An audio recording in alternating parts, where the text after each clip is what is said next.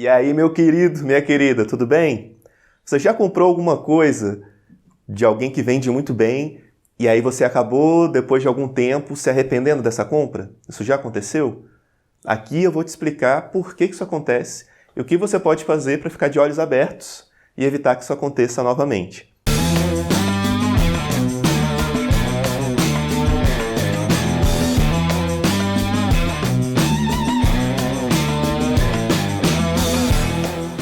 Quando eu era calouro lá na UNB, eu tinha 17 anos, e eu estava saindo de uma aula para ir para outra aula.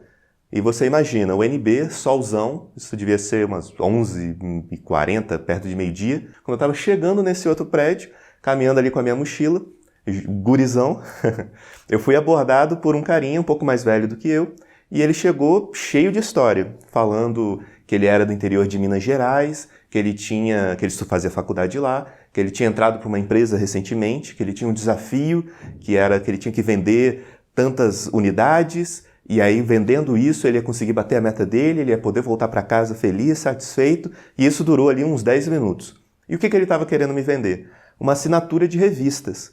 Algo parecido com aquelas malas que a galera vende no aeroporto. Você está andando no aeroporto, o pessoal te aborda e fala, veja bem, você vai ganhar essa mala aqui, é a melhor mala do planeta, é de graça, é quase de graça, enfim. Foi algo mais ou menos nessa linha. E aí o que aconteceu? Eu achei a história do cara interessante, estava andando na UNB, eu era jovem, distraído, falei, legal, faz sentido. Ele fez um valor ali que pareceu ser justo. Eu falei, show, essa revista vai me agregar pra caramba, fui lá e comprei. Moral da história, passei um ano pagando essa revista, devo ter lido 2 ou 3 unidades e olhe lá. E depois, para eu cancelar, foi mais uma novela ainda. Demorou bastante, tive que ligar nos 3, 4 números diferentes para conseguir cancelar. Cancelei, ainda veio algumas revistas, fiquei com medo da galera cobrar. Acabou que o pessoal não cobrou, mas enfim, foi um estresse. Por outro lado, uma vez eu fui conversar com um corretor de seguros, nem sabia direito o que ele queria. Ele me conheceu num evento, falou, vamos marcar uma conversa e tudo. Falei, beleza, vamos nessa. A gente foi para um café. E nesse café, esse corretor foi super gente boa, conversou comigo, entendeu o que eu fazia, entendeu da minha vida pessoal, a minha realidade, quanto é que eu ganhava, se eu tinha família, não tinha, se eu pretendo ter filhos, e várias perguntas que ele foi, de fato, fazer um raio-x, né, digamos assim, da minha vida. E aí ele falou, cara, eu entendi aqui o seu perfil, eu acho que eu tenho algumas possibilidades que podem ser interessantes para você.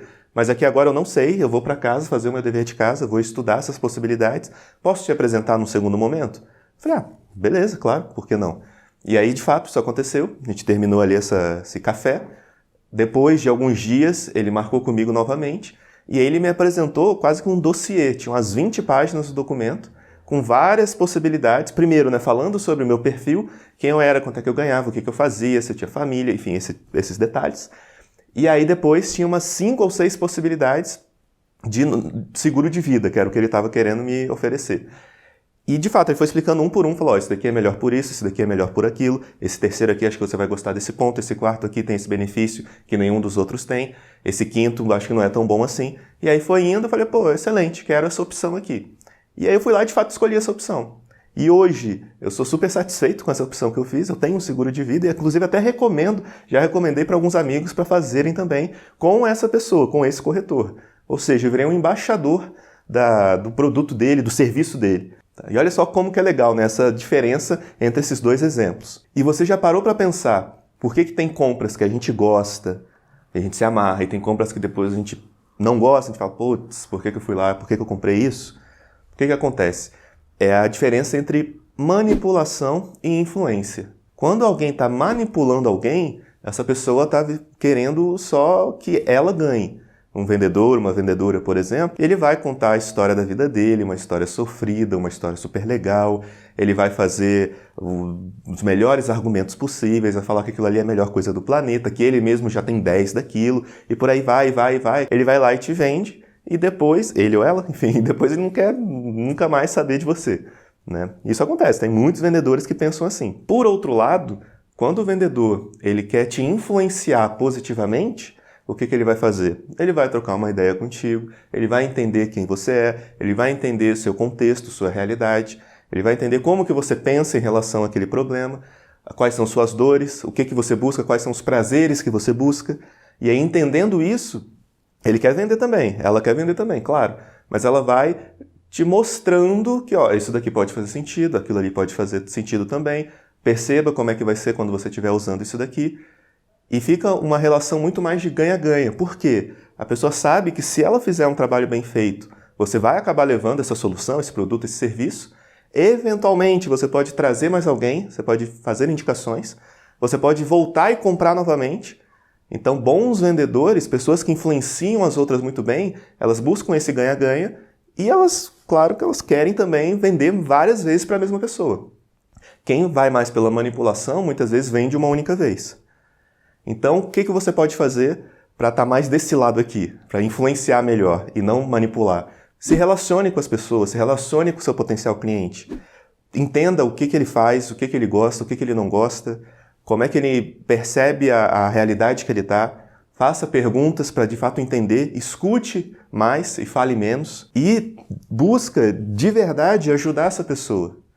Dentro daquilo, da sua cesta ali de soluções, de produtos, de serviços, o que faz mais sentido para essa pessoa? O que vai ajudar mais essa pessoa? Não fica olhando a pessoa ou vendo a pessoa só como um pote de dinheiro.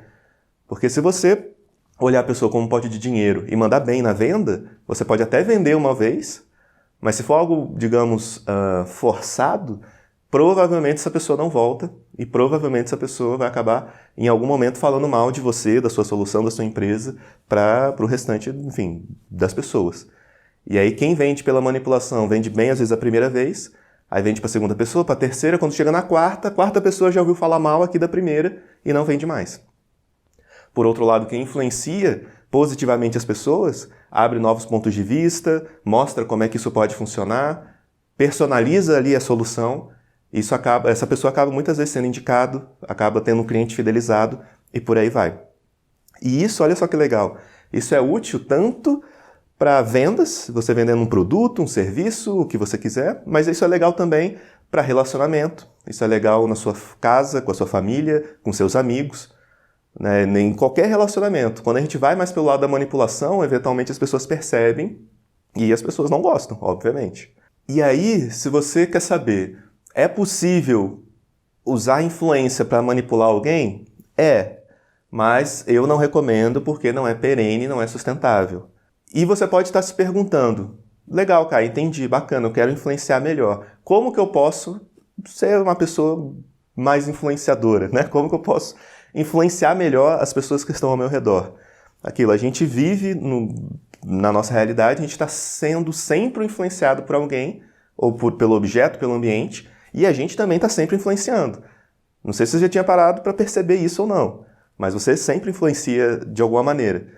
Né? Tudo que você faz comunica algo, a roupa que você está vestindo, o seu tom de voz, o jeito que você fala, o conteúdo que você fala, sua gesticulação e por aí vai. E para você conseguir influenciar melhor as pessoas, vou te passar aqui 3 dicas bem legais. Então, a primeira, conte mais histórias. Isso mesmo, conte mais histórias.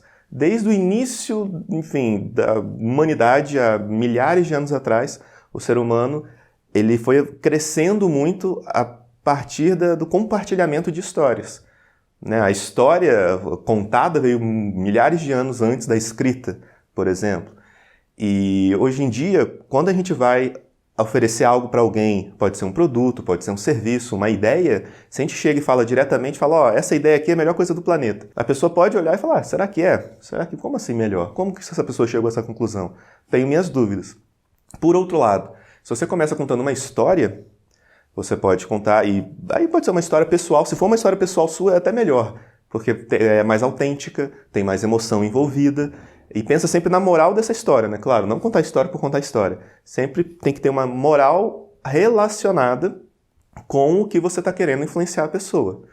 Então você pode contar uma história de quando você era criança e você gostava muito de brincar com seus amigos, mas você tinha que fazer o dever de casa, e aí seus pais ensinaram que primeiro o dever, depois o lazer, e aí com isso você foi uma pessoa que teve boas notas, acabou entrando na faculdade, por aí vai. Por exemplo, você quer contar uma história de que é interessante ter disciplina, que é interessante estudar, enfim, por aí vai. Então, ao invés de você chegar e falar, é importante estudar, você pode contar uma história e a pessoa fala, caramba, é verdade. Então, essa pessoa aqui, quando ela era criança, ela estudava, ela também conseguia brincar, e isso foi útil para a vida dela lá na frente. Pô, legal, acho que faz sentido essa ideia aí de estudar mais, de ter disciplina e por aí vai. Segundo ponto, tenha convicção naquilo que você está falando. Se é um produto, tenha certeza que é um produto que você compraria, que faz sentido. Se é uma ideia, tenha certeza que é uma ideia que também faz sentido, que é uma ideia legal.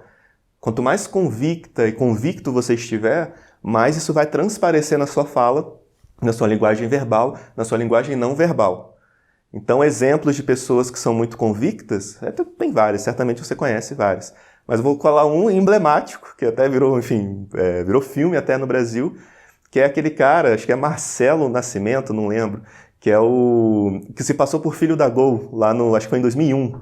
O cara era, Huawei, uma pessoa nada a ver com nada, e ele se passou durante alguns dias como filho do dono da Gol, andou de voo da Gol, deu entrevista pra TV, foi em camarote, e e o cara não era o filho da Gol, mas ele era tão convicto naquilo que ele estava falando que as pessoas acabavam acreditando. Fala, pô, deve ser esse bicho falando com tanta propriedade assim, deve ser o próprio cara. Então, tô falando aqui para você fingir ser outra pessoa? Não, isso é crime. Então, ele foi preso e você vai ser preso também se você fizer isso, então não faça. Mas a minha ideia é, tenha convicção naquilo que você está falando. E o terceiro ponto é ancore sentimentos, ancore números, ancore alguma coisa. Como assim? Se você está vendendo rifa, por exemplo, você pode chegar e falar, você pode comprar uma rifa aqui de mim? É para tal motivo. A pessoa pode parar e pensar, falar, uma rifa? Pode ser, quanto é que é? R$2, R$5, R$10. Beleza, toma aqui. E se ao invés de fazer isso, você chegar e falar, a gente está com um desafio, a gente tem que vender 1000 rifas para conseguir atingir esse desafio, a gente já vendeu 850 rifas, e a maioria das pessoas que a gente está abordando está levando 100 rifas, teve gente que levou 150, mas no geral está entre 100, 50. A pessoa que levou menos de todas até agora levou 20 rifas. Você pode levar aqui algumas rifas? Provavelmente essa pessoa vai estar muito mais com a vontade, ou até com um compromisso, entre aspas, de levar mais rifas do que uma só, porque você fez essa ancoragem. Uma ancoragem pode ser também de valor. Fala, isso daqui custava R$1.000, mas por causa desse motivo agora está custando 600. Então, ancore alguma coisa, ancore alguma ideia, ancore um número, que isso fica mais fácil da pessoa falar, pô, faz sentido isso mesmo, acho que eu devo levar isso daqui. E galera, fundamental, essas sugestões que eu estou passando, sempre naquilo, focar em ajudar as pessoas, focar em fazer algo que faz sentido para a galera. Essa rifa, por exemplo, tem que ser uma rifa de verdade, uma rifa que a pessoa pode, de fato, ganhar algo que ela goste, pode ganhar, sei lá, uma bebida, um carro, um prêmio e por aí vai. Porque se você for pelo lado da manipulação, as pessoas podem comprar na hora, mas depois de uma semana, um mês, um ano, elas vão ficar bravas com você. E não é isso que você quer. E esses 3 pontos são legais porque você pode usar na venda do produto, do seu serviço, você pode usar também num relacionamento, você pode usar também com seus amigos, você pode usar também com a sua família.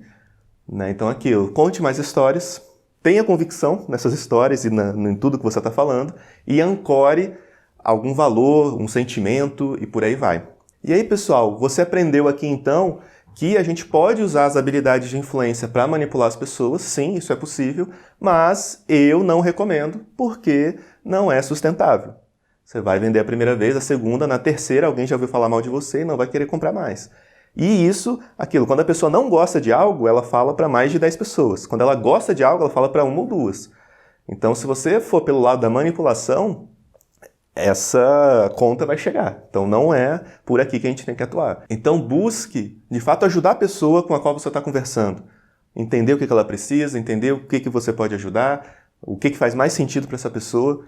Ao invés de ganhar um cliente, você começa a ganhar um amigo, um parceiro, uma parceira, um fã. E olha só que legal, se você começar a ter mais fãs e não só clientes. Um fã, ele fala daquilo que ele gosta para um amigo, para um familiar, para um conhecido.